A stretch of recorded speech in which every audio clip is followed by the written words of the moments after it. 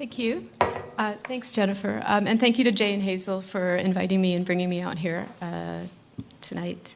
I'm going to read to you from a section of my book called Ghost. The book includes a bunch of small journal entries and then poetry.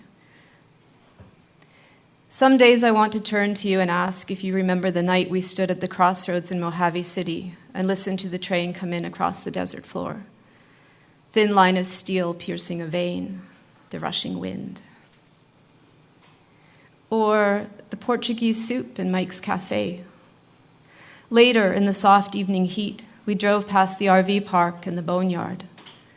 The broken aircraft you identified easily, your language of frequencies and code. Our first date, you taught me how to tune in the shortwave at the Amateur Radio Society, BBC World Service, Deutsche Welle. How the continent opened at night to AM waves refracted in the ionosphere. The radio dials glow. Your fingers calling down voices. Art bell drawn through static. Men talking conspiracies and angels. 3rd June. I have a book from that road trip, 100 Desert Wildflowers. You always followed me where I wanted to go. Long Beach and a campsite in the dunes. A detour to a Portland bookstore. Hours drinking black coffee in the cafe while I lost myself in books. You found it difficult to read. I always wanted more from you. I have no letter written in your hand.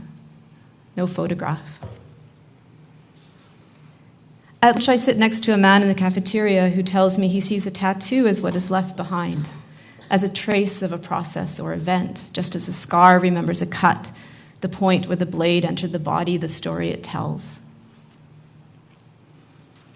I look everywhere for you, in tins and shoeboxes. There are so many things I cannot find. A reel-to-reel with your name on the label gummed to its center and a question mark. Is it you? I cut up your voice in C control, slip the tape back and forth across the heads to isolate a word, a breath, caught in the throat. Meaning poured out of sound. Slice it out, tape it back again. I can't recall your face, your voice. Tape your tongue, how much I missed of you. Tape your lips. 4th June. As she emerged from the ice toward the very end, they used their fingers to work at the fabric on her body, to ease her left arm out without tearing off the skin. Her clasped hands, so. In this way, it felt as if she were coming to life beneath their fingertips. So I work your body in memory. These barbaric methods. 4th June. They use cupfuls of hot water to slow the spill of tiny artifacts. 5th June, but I resist.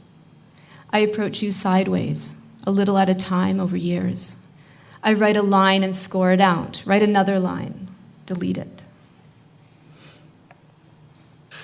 5th June, you recorded everything, the Dopplering train whistle and the insects that woke at dusk. The man at the gas station who taught us how to say Tehachapi, the wind against the sides of the van where we sheltered at night. You tell me, listen. You take my head in your hands, adjust my earphones, check the levels. A single insect, then a second begins to sing. A chorus, electric. This blue light, one group signaling to another across the high desert plain. A train whistle approaches through the dusk, enters me. 2 pieces of string on her little finger. Remember. The skin is inscribed. This is not metaphor, but actual material modification of flesh through cutting, piercing, painting, or tattooing. This is the body as being in the world. The skin is inscribed. This is metaphor. Perceptions and memories are entangled inside and through the body's surface. 6th June, a strange patchwork. Your hair so black it looked dyed. scuffed brown loafers and a wine velour sweater you wore innocently. A languor in your stride. I don't remember how you taste. I don't remember your chest, your ears, your thighs. 6 June. The train is far out on the desert floor. We stand at the crossing, silent because you are recording. My head fits under your collarbone.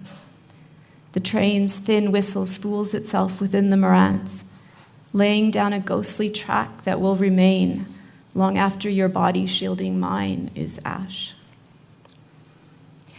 Provisions for life after death. Remove the eyes, remove the teeth, seeds of life, remove the wet membranes, remove the cartilage of the ribs, anoint the head and the skin with resin, with oil, with beeswax. Clothing is the receptacle for the soul. Clothe the body in plain weave and twill, t-shirt and denim. Prepare vessels of clay, of horn, of wood. Pour a drink for the gods. Smoke a cigarette. Techniques employed in working the different materials. I remove the skin and work it with my fingers to make it soft and pliable. I thread a needle with sinew and run the line beneath the most translucent layer. I make small stitches. I patch the damaged places. I mix ash with red wine to make a paste. I draw letters with the tip of my finger on the inside of your thigh. I sharpen my knife and make small cuts in a circular fashion. I scoop out the marrow. I make perforations and join them with strands of hemp. I inspect the fibers for swellings and thickenings. I plait the words. I bind your wrists. I mark you with ash. I mark you with ochre and cinnabar. I soften you with my fingertips. 7th June. I know more of her burial site than yours. I place you here, in the Mojave, in this sear blue. Thank you.